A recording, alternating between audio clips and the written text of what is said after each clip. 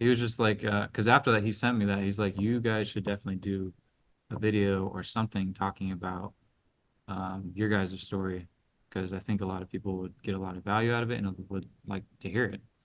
Really? So that was months ago. But kind of what sparked your thought process to do that, to do Mhm. this Yeah. before I start that. Remember when I did that, jumped on that Instagram live with Mhm. Austin and JJ and John? That for one just blew my freaking mind. I've never done anything like that. But um, they kind of asked me the same thing. They're like, we don't know, like, Who are you?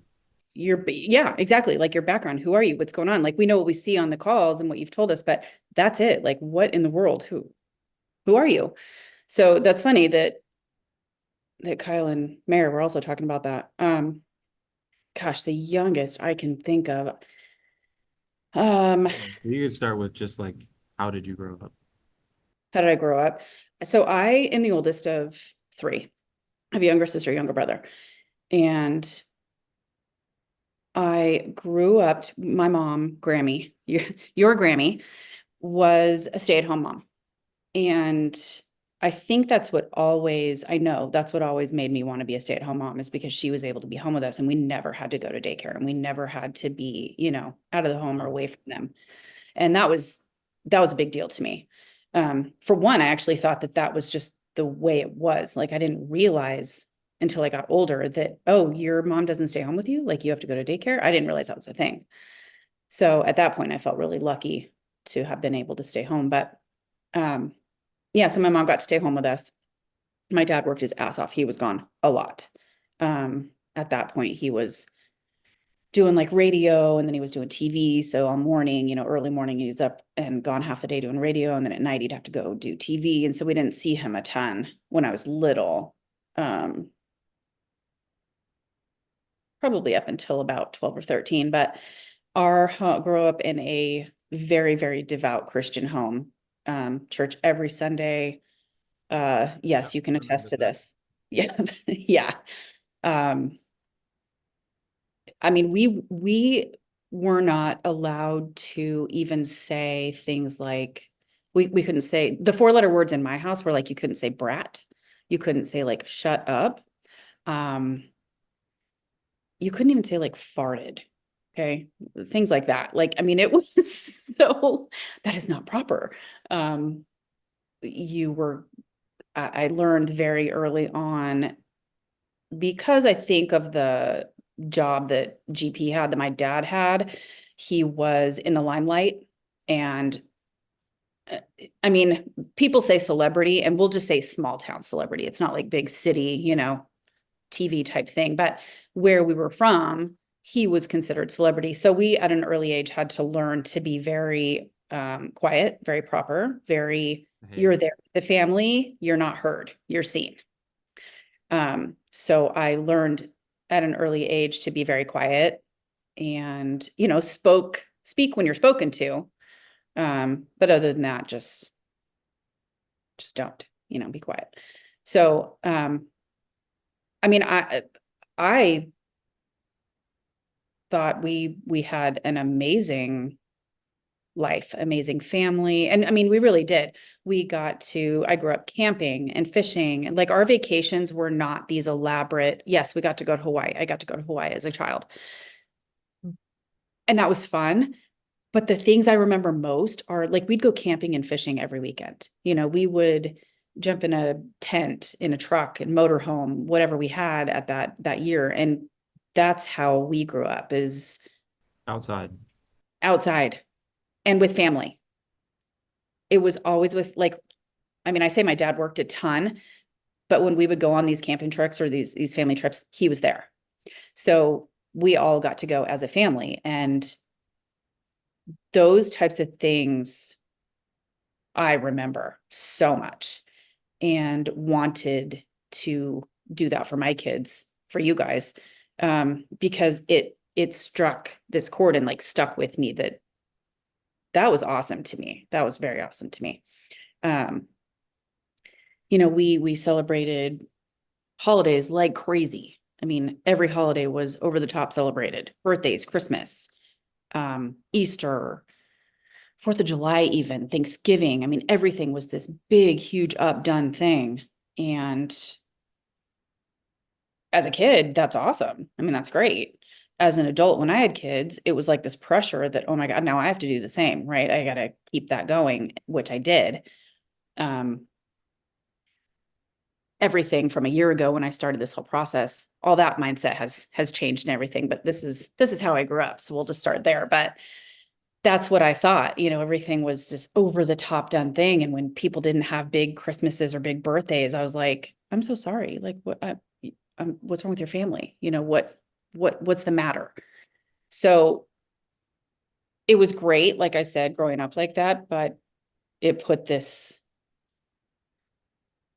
expectation that that's how I had to raise my kids.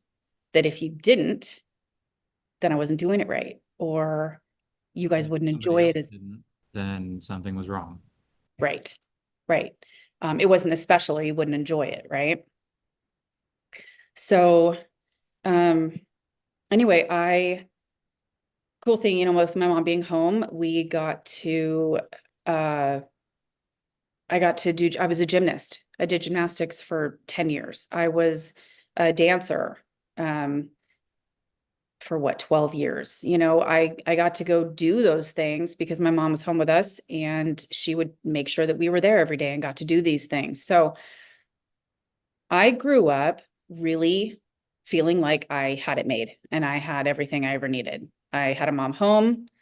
We got to go on these fun camping trips. I got to do the things outside of the house that I wanted to do. We were always outside playing every day though. I mean, we were never in the house watching TV or doing nothing, or we were always outside playing. Mhm. Um, Once again, when I wanted to be an at-home mom, I wanted to make sure that that was something that I brought onto my kids. So, when I grew up in this real small town, and through 8th grade, Small town, which every was what's that? small town, which was Medford, Oregon. So, and that is where my dad, like, managed this radio station. He was a top 40 disc jockey. And I mean, it was seriously, like, when you look at it or think about it, you're just like, you're living the life. Mhm. It was awesome. And then all your friends and you are thinking, oh, we're starting high school that you've been waiting for your whole life. You go to these high school games as young kids and you're like, that's going to be my high school. And we moved the summer before I joined high school to a city where I know 0 people, where I am not a gymnast or a dancer, where I hate my family. I hate life. I hate the world. I'm pissed because my perfect little life and world just got uprooted. And I went through it. I went through it huge. Yeah, that was tough. My dad got a job working for the U of O and we moved. And I I tried dancing for a little while and then was like, well, this isn't Medford and this isn't what I was thinking it was going to be. And I quit that and became a cheerleader and became a complete partier. And uh, that's all I did. That's all I cared about. I didn't care about school. I went to school because I had to. I went to school to see my friends and I went to school, just did what I needed to do to graduate. But high school was pretty much just this party rebellion. I became a total rebellious teenager and partied because I was so pissed. I was pissed. And I told my family, I'm like, I'm moving back to Medford. I don't care who I have to live with, but I'm not going to stay here. Well, that didn't happen. I ended up staying. Mhm. In Eugene. But in Eugene, yeah. Um, I don't know. That was the so if I'm thinking of, like, early memories that were tough for me, or when somebody says, what was a childhood memory, their trauma or anything, that right there at the age of 12 was where I feel like all the shit started with me. Just leaving everything that you had pretty much built from a child and then moving on to start over again. Yeah. Yeah. And to be honest, I felt like, and I know this isn't the case now that I'm a parent and everything, but I felt like I didn't matter. Like, we're moving, suck it up. Who cares? This isn't about you. You know what I mean? Like that's how I felt. And I realize now as a parent, obviously that's not the way it is. You do what you have to do. But that's where I went. I went into this, okay, I guess I don't matter what I need or what I've been doing my whole life, what I expected, all these things. Like I'm not that I wasn't good enough, but I'm not enough to, Be taken as a not option, but considerate or considered. yes, yes. My feelings or my wants or needs were not considered at all. At least that's what I thought, right?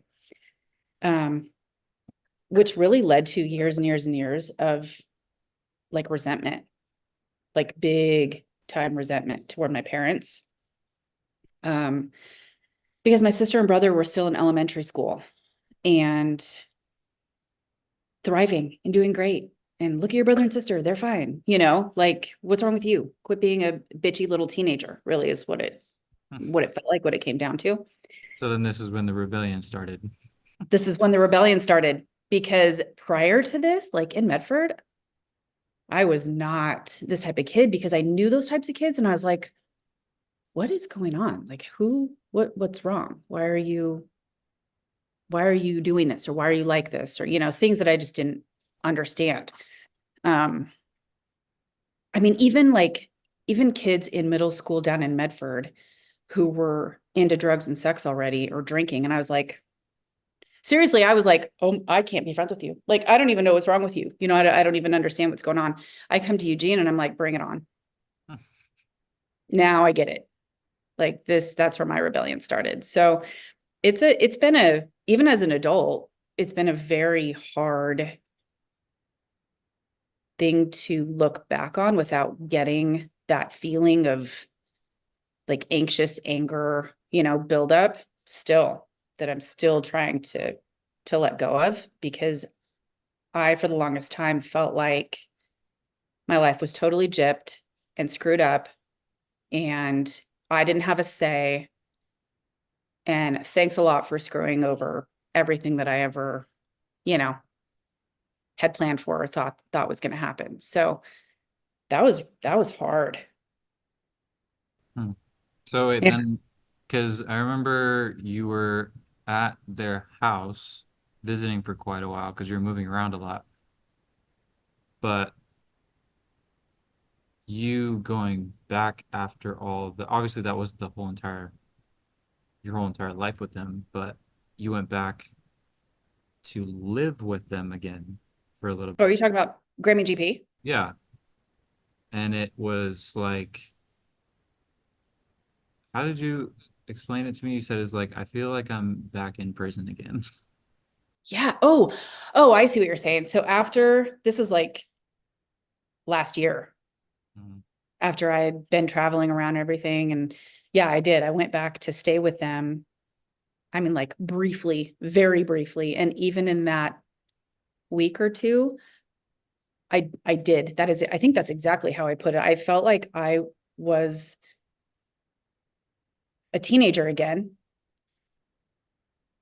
and the walls were closing in on me, and I was pissed off again, and everything that I felt in high school was just starting to come back up. Like I wasn't this adult who could just leave or take care of it the way I wanted to, right? I was this kid again.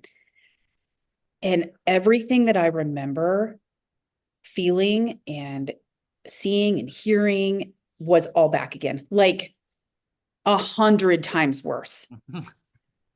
And this is after starting process even. So not only going back and just living with your parents, which I hear people say is kind of tough, but this was after processing, after starting process and stuff. And so I go back in the house and I'm just like, oh, I'm gonna I'm an implode. I don't know what's going on. Mhm. But I was angry, like really angry. And you know that because I called you just ranting and raving, and I felt like I was going to explode. I didn't know what to do. I didn't know for one, I didn't know what was going on. Mhm. I didn't understand why I was feeling that way or what was going on. But then after a while, because I remember we did talk a few times, but then after a while, you started putting all the stuff that was going on in your head into TT and then doing writing and everything. And over time, because you went back a few times because you went to Yeah. go visit and then you left and then you went to go back to visit again. And Mhm. each time you did that, it almost got like way, way, way, way, way more different. It did. Yeah, the first time was the worst because I had been away for a while. And when I had started TT and like my writings and stuff, I wasn't there. So when I started it, I was away and then I'd been working on it for months and months. And then I went back. And so the first time I had gone back was after I had started process. That was the worst time. That was the initial wave of like, what the hell is, I felt like I was on, like, not even on the planet. I can't even explain the way I was feeling. So yes, after I talked to you, um, processed a little bit, did some writing. I actually talked to Katrina and, oh, I feel like crap now. What's his name? Bruce? No, Oh, Katrina and oh wow. Justin. Yeah. Okay. Spoke with them too, because she had had this similar situation of being around family and stuff. And so I spoke to them too, and that helped. They gave me some ideas. But yes, so once I started writing it out, processing some stuff and realizing that a lot of that anger and like bitter resentment and all that was still in there. And I didn't realize it wasn't still in there. I figured, oh, I'm an adult now. I was a parent. I'm a parent now. It's gone. I've moved on, right? Once I went back into the house, it all came back. And I was literally pissed at my dad again and my parents again, like I was a teenager and I wanted to go fight with them. It was ridiculous. So, yeah, processing was huge. And then I left. And then when I came back, I obviously, when I was gone, I was doing a ton more processing on it because all that had stuff had come up and realized, okay, it's not gone. And so when I went back again, it was the craziest thing because this time, knowing it was going to happen and knowing some of those things that were there, the second it happened, instead of going into this freak out mode of like, what the fuck? I don't know where I am. I don't know what's going on. It was like, oh, okay, hang on. That's one of the things that popped up before that I literally was out of my hands. Now it's in my hands and I know how to calm myself down and breathe through it, which sounds so trivial and so stupid, but seriously saved my my headspace. It saved me from blowing up. Mhm. So realizing the second it happened, and I'm like, okay, just breathe through it and calm down for a second. And then I knew that whenever was going on that moment, I could just go in and sit down and write down, okay, this is what's happening. This is where I'm feeling it. And let's figure out why. Like, why? Where is this still coming from? Because obviously it's coming from childhood, but why am I so upset about it? Mhm. So the cool thing about having, TT and be able to put everything that I'm feeling through that is I would flash certain things and be like, okay, cool. That's good. That's fine. I'm fine with that. And then certain word would pop up and I'm like, that got me, and it's like that, like come at me type of feeling, it flashes and you're like, I want to fight. So being able to take each visit and feel like a little bit more in control maybe, or just more I was more stable. It was like level one. All right, we got Yes. lost and we lost. Okay, we died. Let's go back again through that and go to level two or redo level one. And then let's Uh-huh. okay, learn something. Let's try that again. And then Mhm. finally got to the boss and like, all right, on to level Yeah. two. So Super Mario, when you level up and get trashed and die. And you're like, oh, okay, I know not to go through that one again, or I know to stay away from that thing again. That's exactly what it felt like. Like I went in guns blazing the first time and got knocked in my butt. Okay. And the funny thing about it though is after I started process, I was like, I had this thought in my head that like, oh, I'm starting this new tool that I'm doing and these new writing and self-forgiveness, things that I can do to help me through this. I'll be fine. Right. I go back and have these expectations that nothing's gonna bother me or hurt or set off these, wow, that was loud, or set off these triggers anymore. And when they did, number one, I did know how to handle it better. But number two, I actually got pretty upset. I got mad that when I went back into the situation and something did affect me, I got mad that it affected me still. Cause I was like, I'm doing this process. Why is this not gone? Or why is this not fixed? Or why am I not handling this the way I thought I would handle it? Right. So you got mad at yourself, I got mad at myself. Yeah. which is weird because I think normally when things don't work, that people would, well, I guess even in the past, I guess I could just talk from my experience. Like when we buy things that don't work the way we expected it to work, we blame the thing or we blame the person that was selling the thing instead of being like, am I doing something wrong? Like, am I doing everything I absolutely can? Like, what happened? Right. So why did I go into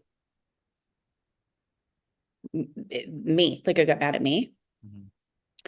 Um, I think the reason, well, I don't know why the reason everybody else does it. I don't know why we automatically go into like when we're working on this process and then we come across something and we don't handle it the way we should, then we get mad at ourselves and like, okay, why? Like, what the heck? I thought this was fine.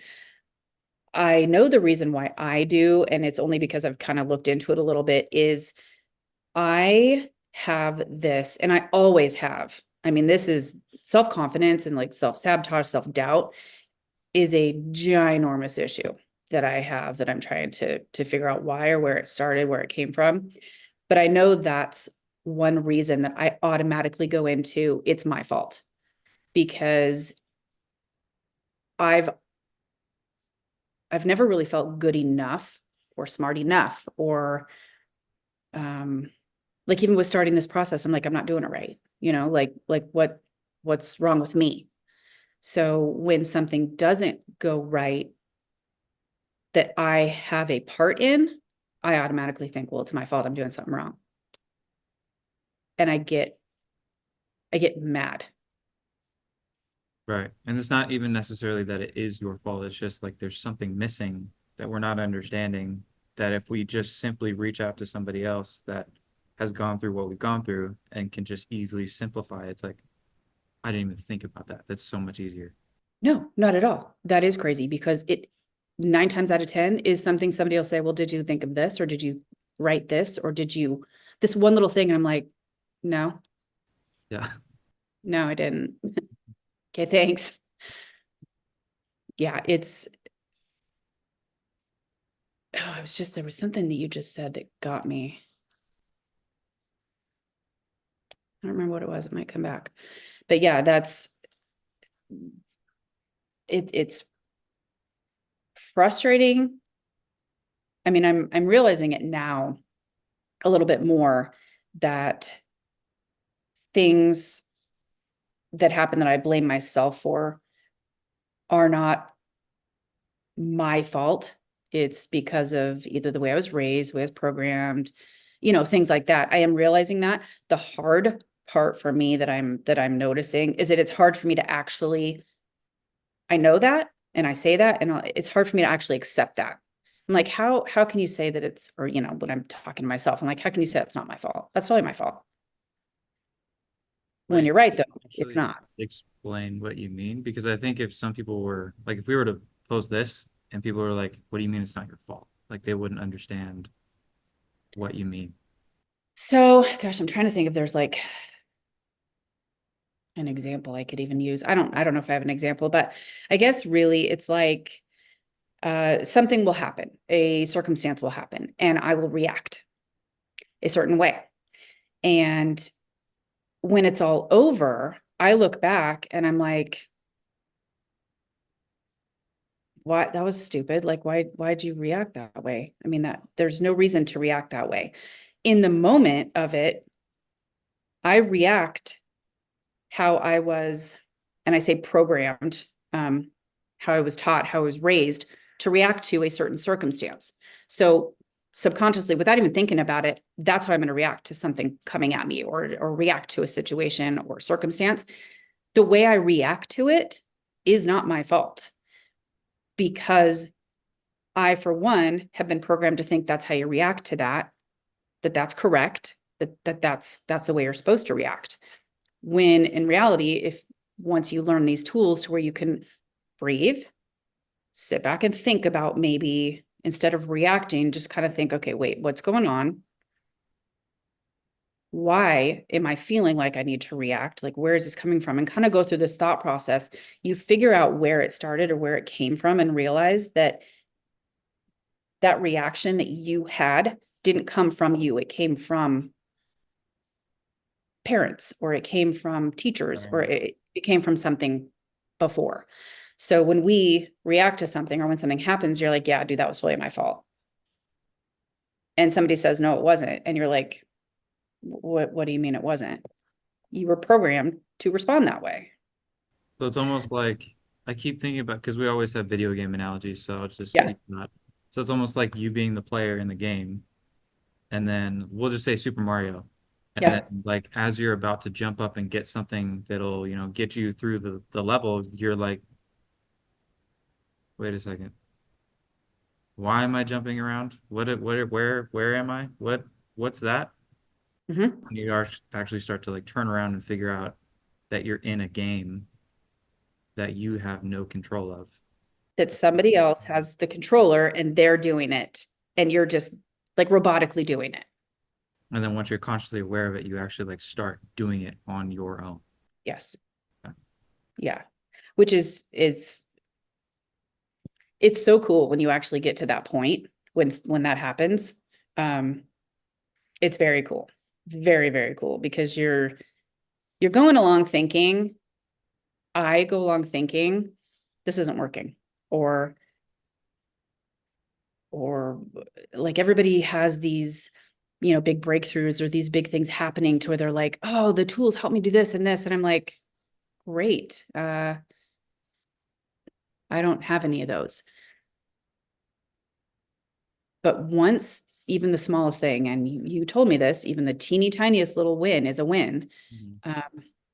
The fact that maybe prior you would have reacted to something, and it didn't have to be this huge reaction, but if somebody says something, and normally you would have like gotten angry, or said something back or whatever, the second you finally don't, and you're just kind of sitting there and you just take it, or you like think to yourself, okay, well, that's a you problem, that's not a me problem. That is huge. Mhm.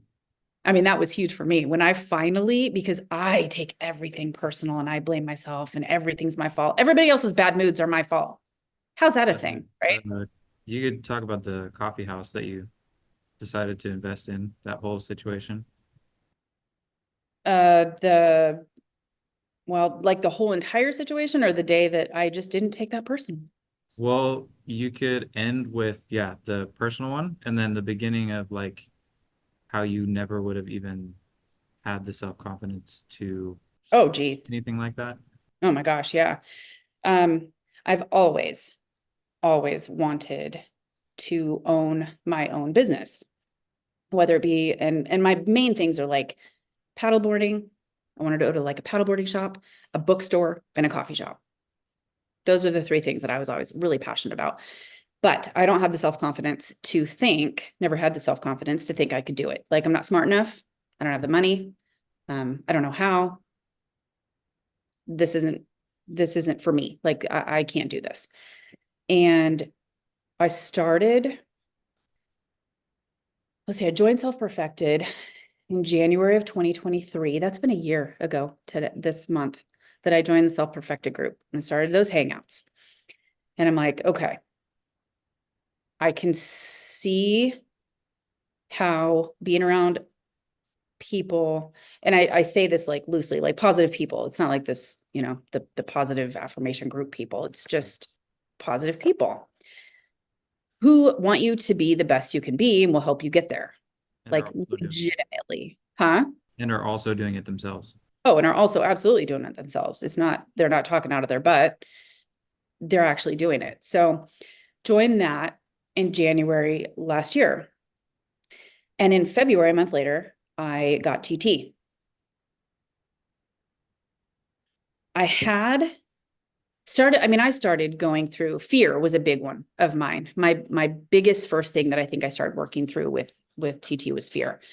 And legitimately fear of everything. I was raised to be afraid to do anything because what if, right? That was our thing. So just don't take risks. Just be scared because you're better safe at home. So one of the biggest things I wanted to start with was fear. And I did and realized a lot of things that I was fearful of that I really didn't even realize. Like I'm not scared. I mean, I go out and travel. I mean, I do all these things and I'm like, I'm not a scared person. I'm not in fear of anything. Big fat joke. I was very fearful of so many things. So in February, I got TT. In March, literally 1 month later, some friends of mine in a totally different state that I had only known, I don't know, a few months prior, called and said, hey, we have this business opportunity to buy a coffee shop. Would you like to come manage it for us in Wyoming? And I'm like,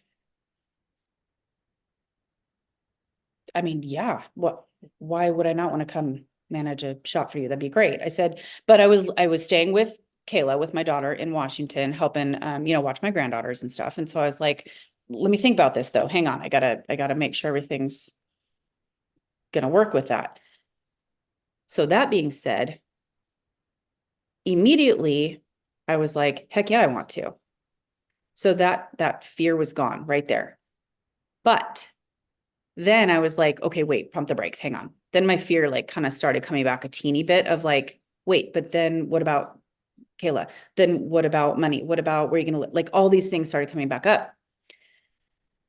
And so I kind of processed that. I put it through TT, was flashing, stuff about business and moving and that am I this business owner, like all these things, and started doing some writing and just started thinking about it. And I'm like, but it was a different feeling. It wasn't this fearful of hell no, I can't do this. It was this fear of like this, I really want to do this.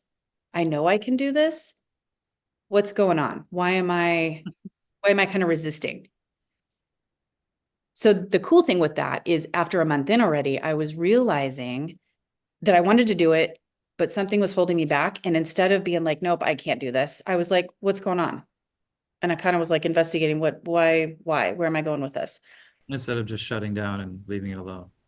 I kid you not, if I would not have had this immediately when they said that, I would have said, because I've done this before, somebody will call and say something. I'm like, I can't.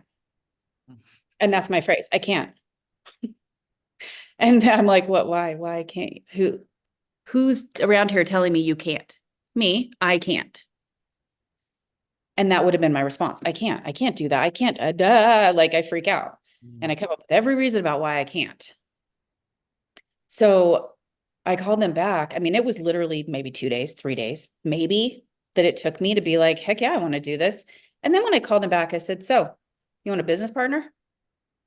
Like, I don't want to just come manage. How about a business partner? And they were like, wait, what? Yeah, sure. So, March, I went in and bought a business with two friends of mine. Well, I mean, and their family. So it was like five of us all together in a state I did not have a place to live. Mhm. Um, never ran a business before in my life. And I all of a sudden was just like, I'm doing it. And I moved to Wyoming and started this business with them. Completely figured it all out, figured out a place to live, figured out. And also, how long did it take for that place to jump off? Like it, because I remember we were talking and then like a bunch of people started showing up out of nowhere. So yes, the lady before us would do under 30 grand a year. She was open a few hours a day. few days, like, I don't know, maybe 5 days a week, I think, maybe more. I mean, I'm not sure, but it was just her running it by herself. And this is a, granted, very small town in Wyoming, very small town. We got it and took off and had to change our hours to 7 days a week, open all day long. There were 3 of us there running it 7 days a week. We had to hire on 6 employees. It was the first month that we had already doubled. I think we had doubled what she made all year Wow. in that first month. And the town was just like, this is incredible. Who are you? Yeah. Yeah, it was incredible. So, and I mean, I want to say like that whole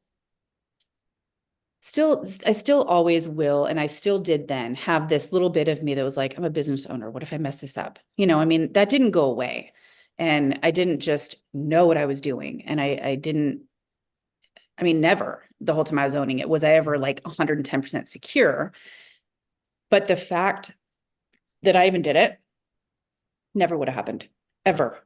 Never would have happened. You just built some kind of new trust or confidence in yourself that you'd be able to figure it out. Yeah. And the In a difference month. with this in a month, literally in a month. And the difference with this is that one of my fears, one of my biggest fears is fear of failing. That was like my biggest fear, not going out and doing stuff or blah, blah, blah. My biggest fear was failing. So I was like, what if I do this and I fail? Right? Like prior would have been, what if I do this and I fail? I can't fail because failing's bad, right? That's what we've been taught. Failing's bad. That's what I've been taught my whole life. When I went there and I was like, I don't know what I'm doing. I'm going to jump in and do my best. I'm going to give it my all. And if it fails, this is the crazy part. And if it fails, it fails. I learned, and I guess I'll move on and take my failure for my next thing and learn from it. And I was like, it's so crazy because if somebody could have been in my house, because I was living alone, if somebody could have been in my house or like a fly on the wall watching me, they would have thought I was crazy because I was talking to myself. And I'm sitting there and I'm like, wait, what if I fail? It's fine. Like, that's never been a thing. Like, I'm going to try it. And if I fail, it's fine. And I'll just move on and learn from that failure. And it's okay. That's never been okay. Mhm. So the fact that I not only went and did it, but was okay with like, I'm going to give it my all. And if it fails, it fails. Like, okay. Totally okay with it. And then in those moments, you're like, you almost take like a deep breath, like, whoa. Yeah. Like, okay. There's that, that win that people are talking about this big, huge breakthrough. I'm like, that's mine. Will you turn that down, sweet pea? There you go. Good job. Yeah. So it was like this,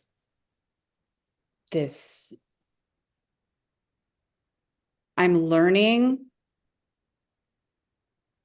the past programming things that you're raised with, that you grow up with, that you hear from other people. You're learning that the person that you grew up as, the adult even that you've been, the things that you think or that you've just gone your whole life doing, you don't have to be that person Mhm. forever. Who's saying you have to stay that person? And that was kind of a big thing for me to realize, like, I don't have to just, I guess stuck is a word that I use a lot. Turn that down, sweet pea. Stuck or lost. Stuck and lost. Those are yeah. I don't have to, good job. Thank you. It's not that loud. It's fine. Okay. Yeah, I don't have to, I don't have to stay stuck as that fearful person, or that, no, I can't try, or the person that if I fail, I used to, oh my God, the guilt and I suck. And, when I would fail something, Like you're pretty much just that's, saying you don't have to accept and just keep going along with the things that you're thinking and just believe that that's how it's going to be forever. that's exactly it, is I don't have to accept it anymore. Yeah. And I think I used to actually, and I wrote this down at one point. gosh, what was it? That I don't remember what it was. I'll have to look it up, but it was that point. I don't have to accept who I grew up or became this adult, who I am and who I've been. I don't have to accept that that's not who I am. I don't have to accept that. I don't have to be that person. And then also, I wanted to go back and kind of clarify too, because I don't think we, I mean, we touched on it a little bit with the video game analogy, but the point of like the things that happened to us when we were kids and the way that we were raised and the way we act now isn't our fault, Mhm. but it is our responsibility to be aware of it and change it and not Yes. continue to keep going and going and going.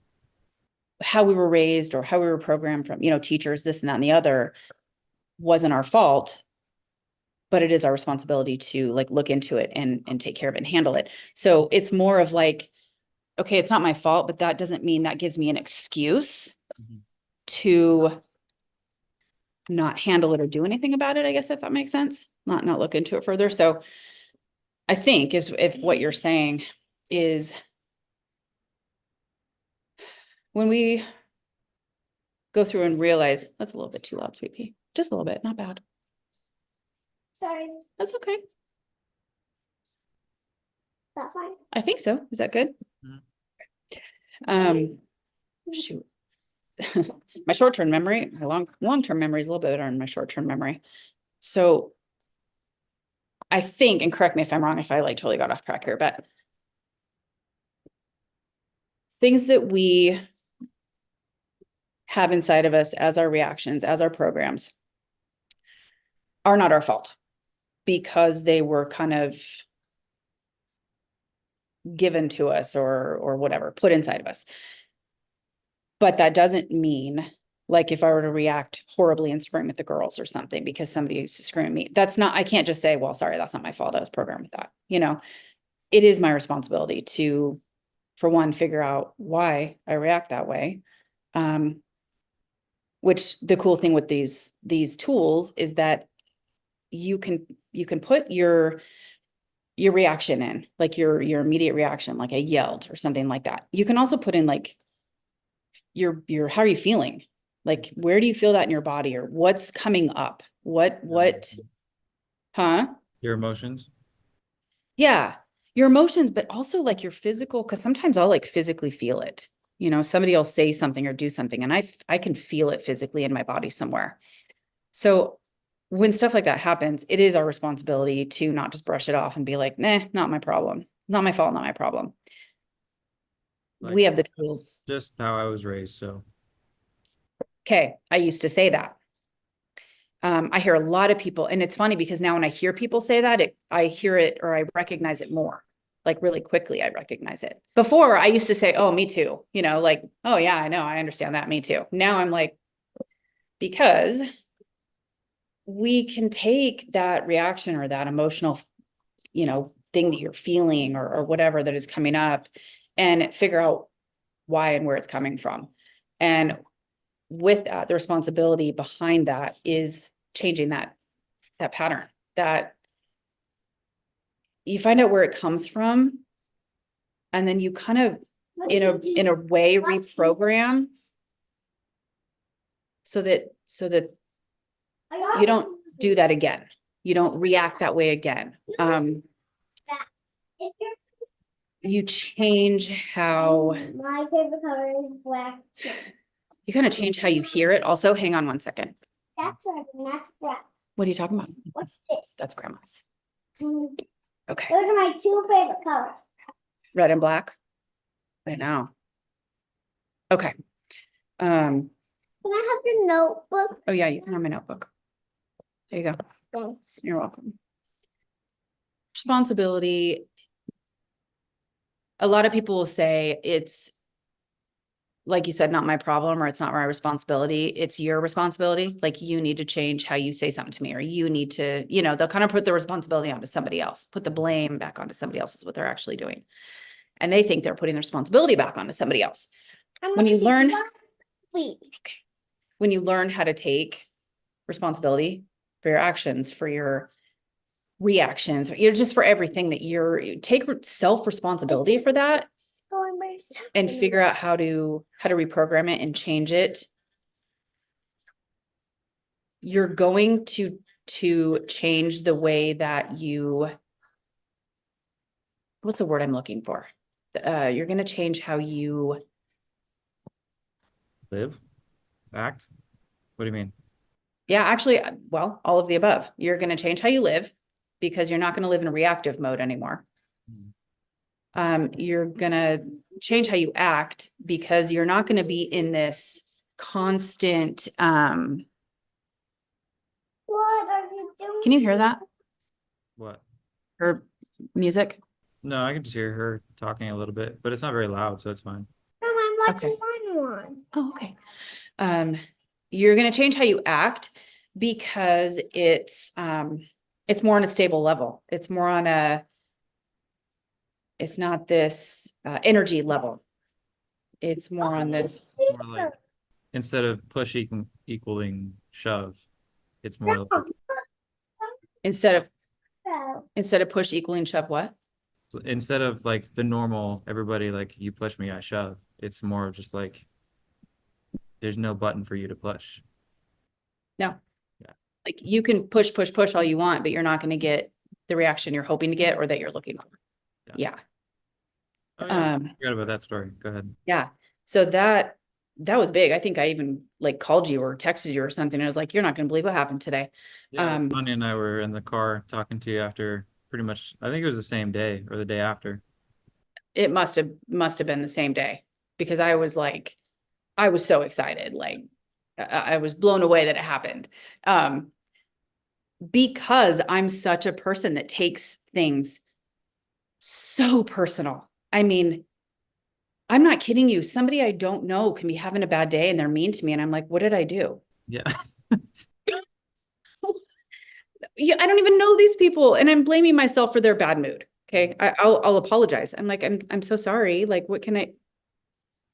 Okay. So that's me. I take everything very personal.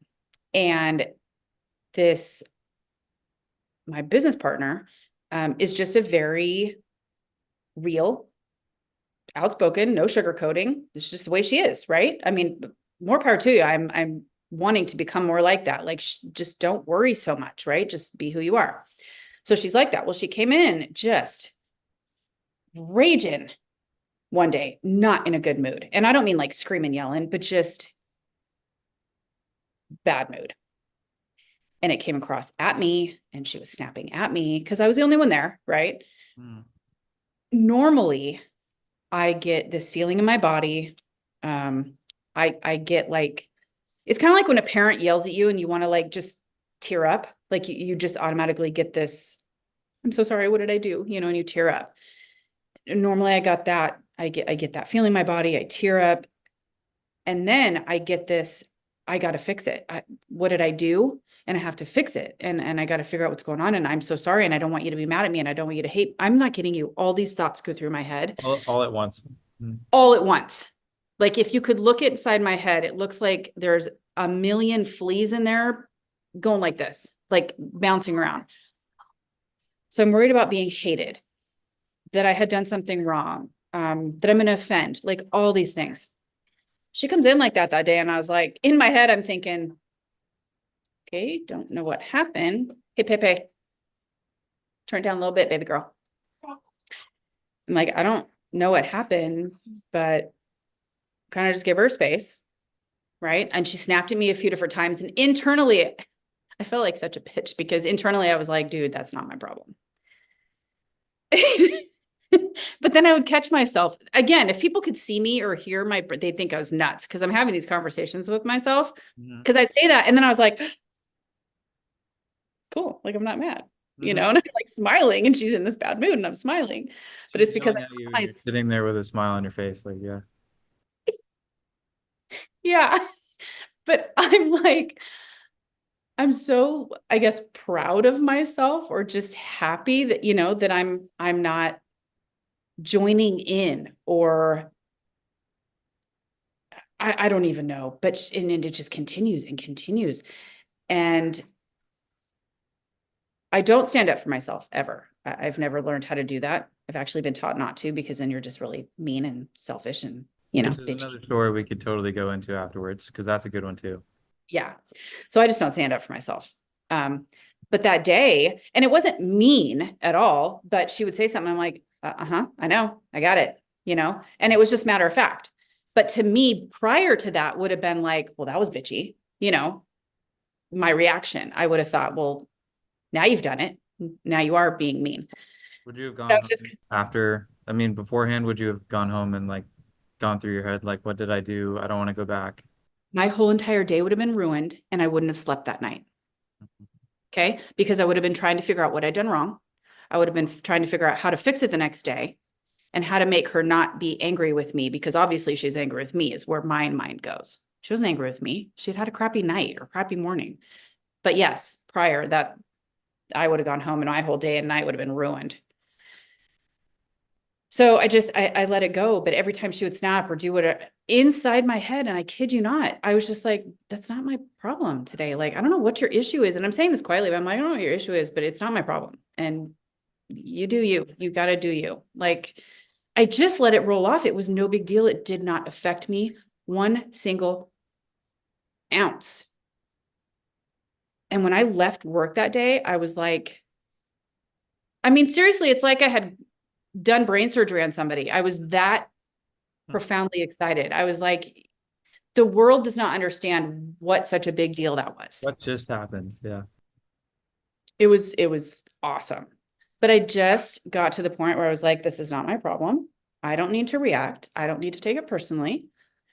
Rebecca has actually taught me that is not my guilt to carry. Like, I don't, it's like the shield was up and everything she was spewing at me was just bouncing off, and I was just watching it.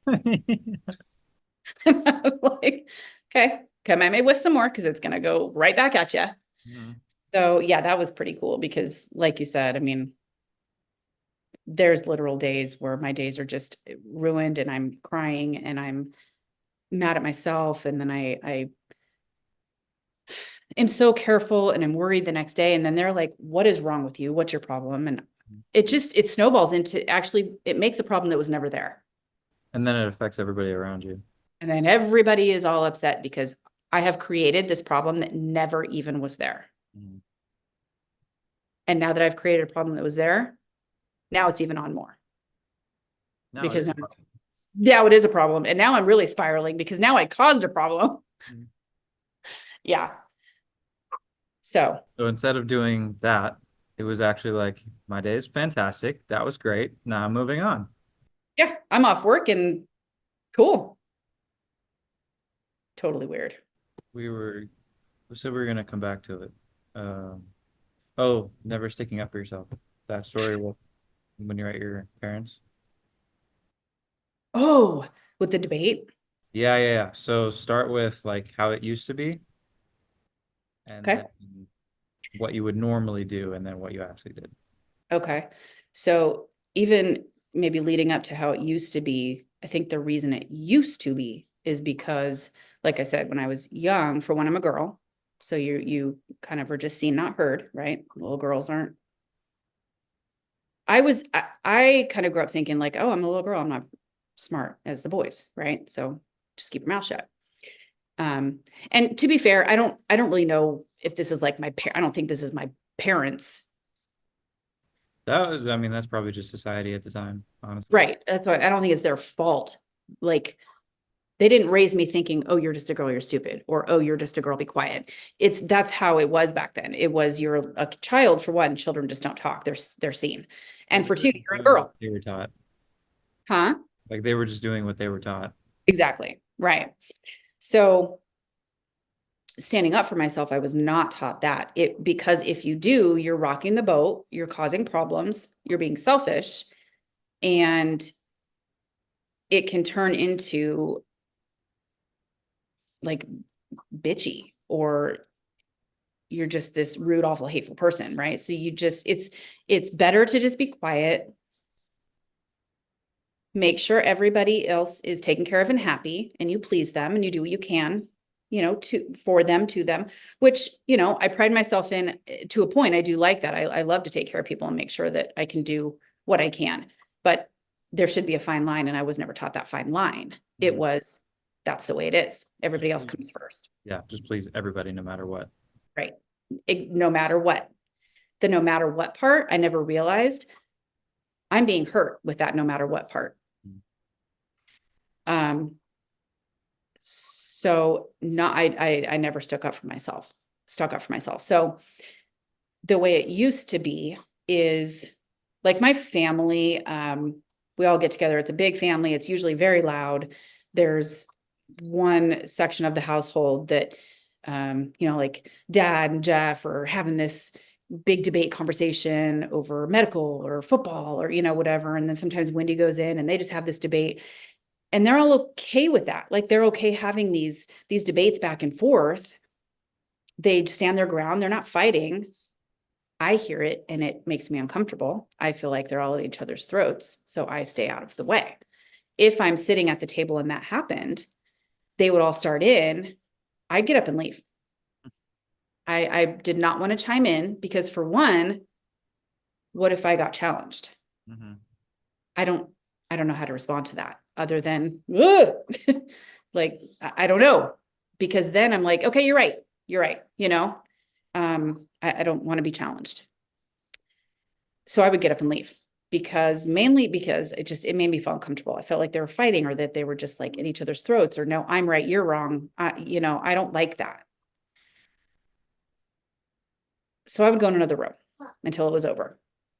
It was over. They were all done. They were fine getting along. And I'm like, I don't know what I don't understand this. I don't understand at all.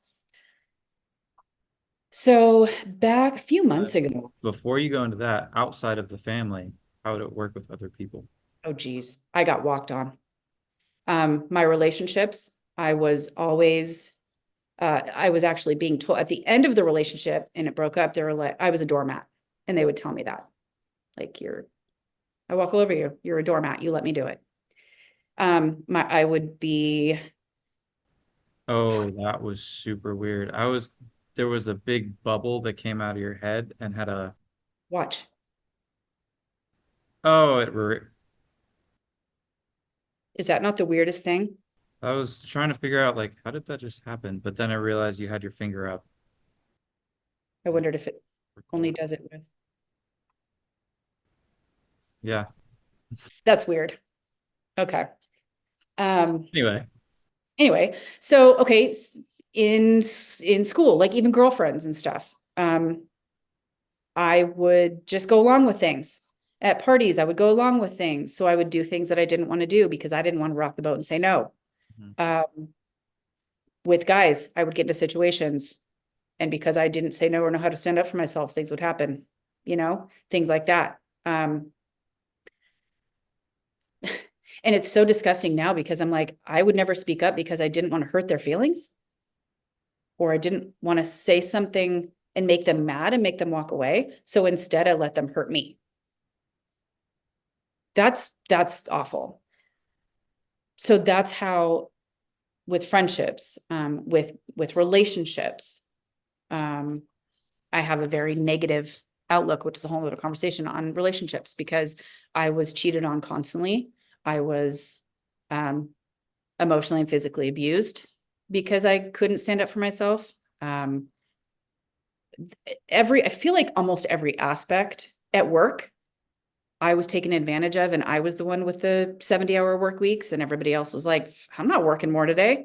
She can do it. And I'd be like, okay, yeah, I can do it. So I never stood up for myself for really anything, to be honest. Until I actually divorced, my first divorce, and then I was belittled for it and talked down on because I finally stood up for myself. Yep. I was very, very much berated for it, which kind of in my head was like, see, you don't stand up for yourself because look what happens. So you almost try and put yourself, the self-sabotage pattern starts to kick in. You're like, okay, go right back to where we were. Let's get comfortable again. Immediately. Yeah. Because for one, well, look, it did happen. So I was right about that. So, I mean, why change it? Why go against the grain? Instead of looking at like, okay, now I'm free, I have more control, and this is a good place to be. It's more of like, no, no, no, you messed up. This is what's happening. Mhm. Yeah. So guess what? I got back into another marriage, Mhm. an abusive one. Did exactly the same thing.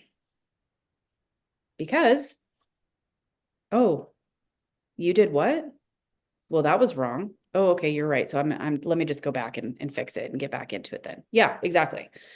So again, the relationship thing is a whole other thing because I'm very anti now, but working on that.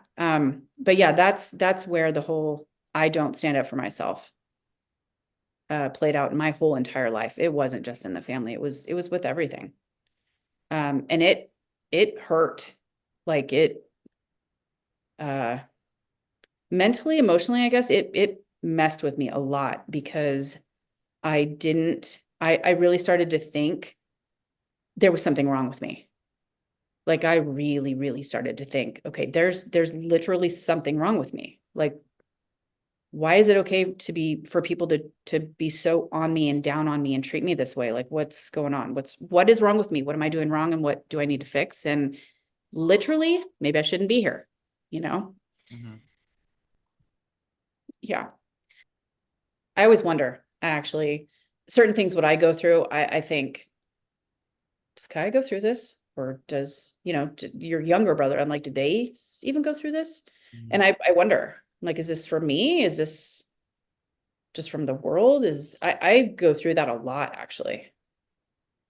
The things that I go through, I wonder if you guys are going through too. Yeah. Because I noticed even with like when we were kids and just kids in general, we don't always know how to, we don't understand anything that's going on. And we're No, afraid of sharing what's going on because usually anything that happens, you get punished for sticking up or saying anything that's, or like, what is it called? Like talking back, which is really just having a conversation. yeah, So it's like you can't actually try to understand why it is you do what you do because your parents aren't even aware that they're doing it in the first place. right. So then now we're both aware of it and we're able to actually change it. And I don't remember why I was or where I was going with this, but there was one of, I'm not going to say his name because I don't know who's going to watch this or, Okay. but he was saying that a family that he was supporting, their kids were afraid of communicating or expressing or sharing anything with their mom because of how unstable she was and just Mm. how she was telling them like don't do this. His mom would say, you can't date certain people because you need to be with these people that are like us. Or she would say that she was okay with her kids being beaten because that's just how they learn discipline. I don't know. Like obedience. Yeah.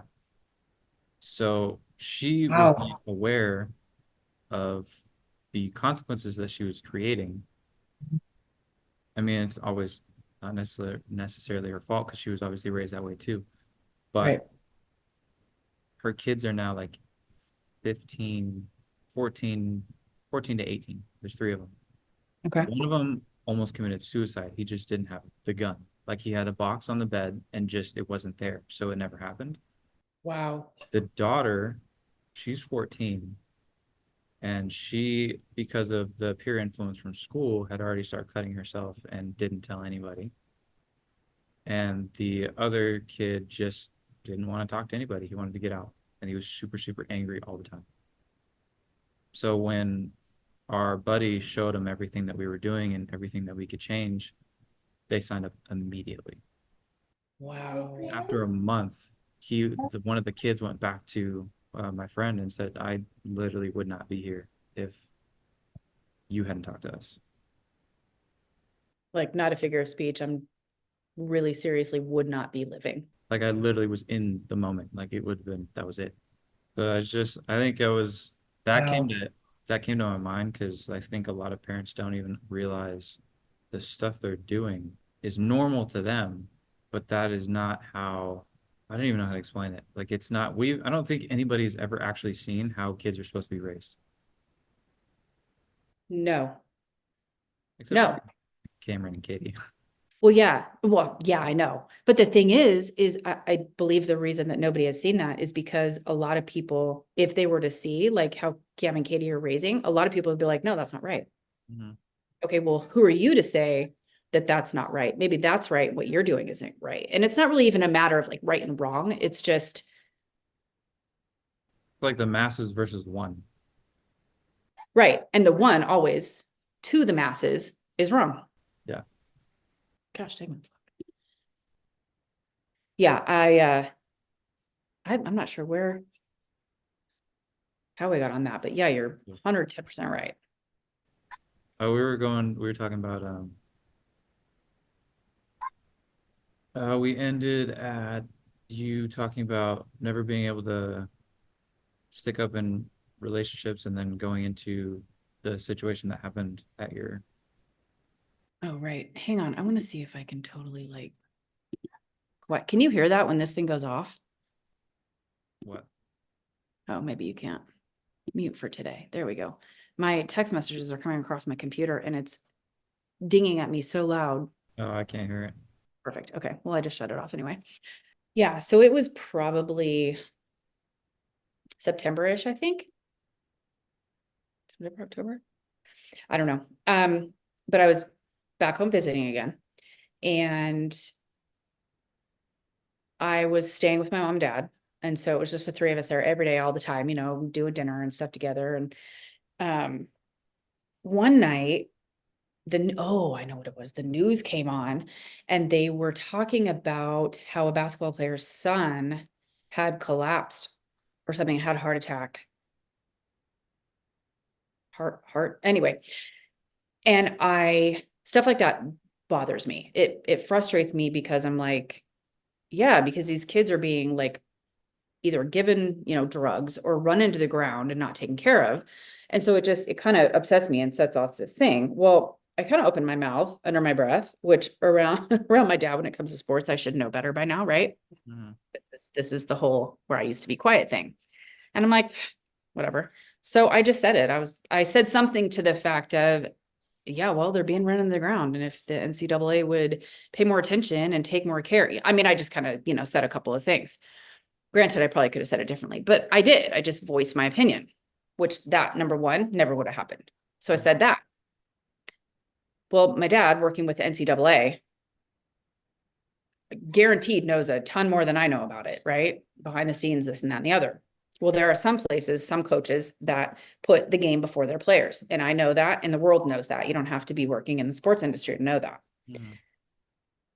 So I made that comment and it kind of upset him. He's like, you don't know what goes on and don't have the right to say anything about that really without the knowledge of that. And I said, actually, I kind of do. Like, and I right there, that comment, the fact that I didn't say, yeah, I know, and walk away. Mhm. That would have been me prior. Yeah, I know. Yeah, no, you're right. I probably, I don't know what I'm talking about. That would have been me. And the fact that I said, well, actually, I kind of do. Like, no, I don't work in the NCAA. I'm not a coach. So I can't really say, but it is known out there that some coaches don't put their players' health first. And I think that's wrong. I think that's disgusting. Anyway, it upset him. And I think it upset him. And he kind of in the end said, it kind of upsets him because of all the bad talk that the good coaches get, like all the tainted bad stuff is like blanketed over the NCAA instead of just the bad ones being bad and the good ones being good. Well, I wasn't attacking people. I was just saying the bad ones, I don't agree. I think that's wrong. And it didn't get taken that way. So anyway, long story short with that, I stood my ground and he got pretty upset and was standing his ground and started like, in my eyes, fighting and biting and like trying to break me down and really mean. And like in my head, I'm like, you're being an asshole. I mean, I was like, what is the problem? But at the same time, I was like, I didn't back down or get mad that he was being an asshole. It was more of just like, okay, but he believes this. He's passionate about it. Mhm. So, and that's fine. Like, I can't get down on him for being passionate about what he's talking about because I'm passionate about it.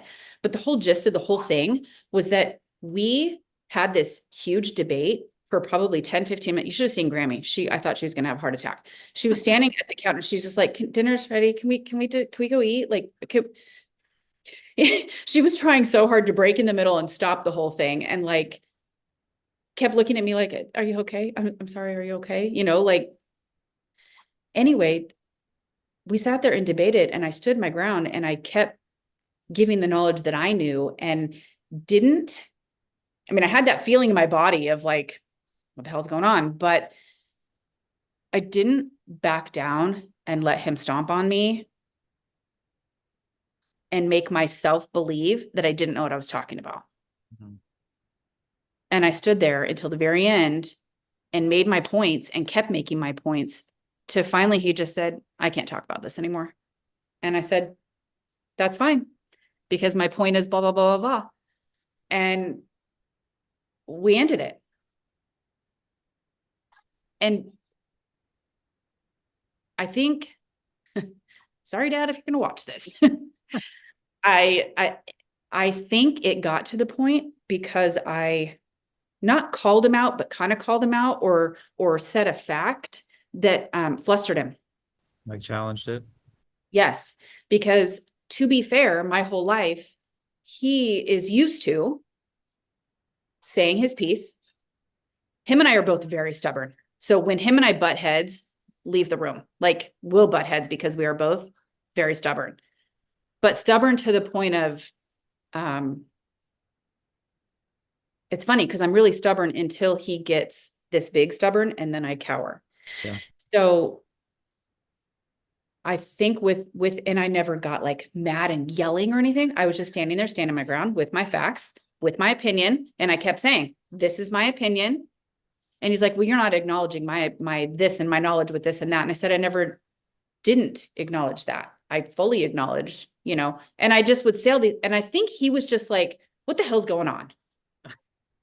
Like, why aren't you backing down? Why aren't you being quiet? Why are we still, And I think in the end, when I made my last comment, I think it just flustered him. He goes, I can't talk about this anymore. And I'm thinking, yeah, because it got you. Mm-hmm. And it wasn't in this like, haha, gotcha. It was more of like this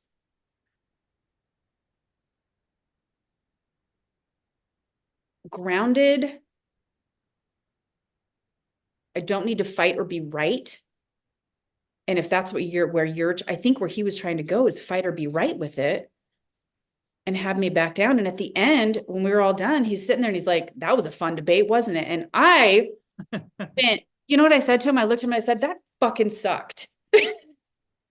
He goes, we'll do it again tomorrow night. And I was like, I'm drained. I mean, my body, I was like totally drained and so tired. But at the same time, I was like, I stood my ground kindly and stably and grounded. I didn't back down. We didn't fight. It wasn't a bad thing. But before it would have ended 30 seconds in. Mm-hmm. So it was almost like he was expecting the loss or the give up, and then eventually it was like, wait a second, I don't even know what to say anymore because I haven't gotten this far. I don't know what to do with this. I don't even know what you're saying. I can't do this I anymore. can't lose, so I'm going to keep going. Yes, yes. And it was so funny because I was talking to Grammy afterward and I said, I got him, didn't I, in the end? And she goes, yeah. So, I mean, looking back on it now, it's funny and I can laugh about it. And he's right. It was a debate and it was no big deal. The big deal part of it to me was that I stayed in it, I guess. Mm-hmm. I've only ever done that one other time with him. I 15 years ago, I mean, a long time ago, but it wasn't, it was energetically, it was the conversation or the fight was had with energy. and it was a legit fight and it ended awful. Mhm. So it was never just a conversation. So yeah, I mean, really, other than that one other time where we did and I fought, I got in trouble and blah, blah, blah. I've never done that. And this has happened, this isn't the only time that it's happened too, because you have now like this ability to recognize these situations and kind of stand your ground. So instead of being walked all over now, so whatever is going to happen in the future is now going to be way more in control. So those relationships, those friendships, like everything, that's not going to happen anymore. Because it also Right. happened in your business situation too, at the end, Yeah, it did. with all of that that could have gone very badly, actually ended up being very, it was quick and easy and done and over with, no problem. Nope. It was fine. Yeah, it was fine. I mean, we had, I don't need to go into logistics about it, but we had different, and okay, so to be fair, this part of it, I don't think it's a failure. I wouldn't use that word as failure, but I learned a lot. Like I did a few different things with this business wrong that I will not ever do again. So I learned from it. So part of the things, totally take responsibility for that. That was on me. I didn't do things correctly. And I learned that because of course I'd never done it before. So I didn't know. Mhm. But because of that, we had different business views, different ways we were going. And I didn't realize that until it got to the point where I was like, I don't, I've got other things that I want to do. I don't want to do this anymore. I don't want to be a part of that, you know? So, and we sat down, had a conversation about it, and it was done. Huh? Yep. Yeah, it was done. And it's not And like the, they tried to screw you over or anything. It wasn't like you just dipped off and didn't say anything. It was like you actually had the conversation, got your money back, and you're out. and I'm out.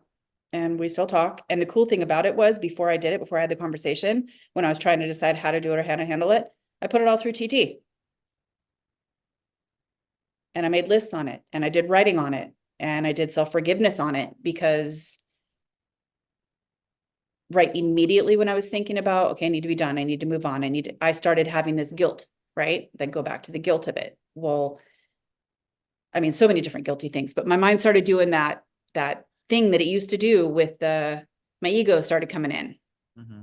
Well, hang on, this is your fault. Now, the guilt and well, you're going to screw them. Well, you can't do, I mean, all these things. And so I started doing self-forgiveness on it and realized, no, none of that's true. I'm looking out for me. You can back off.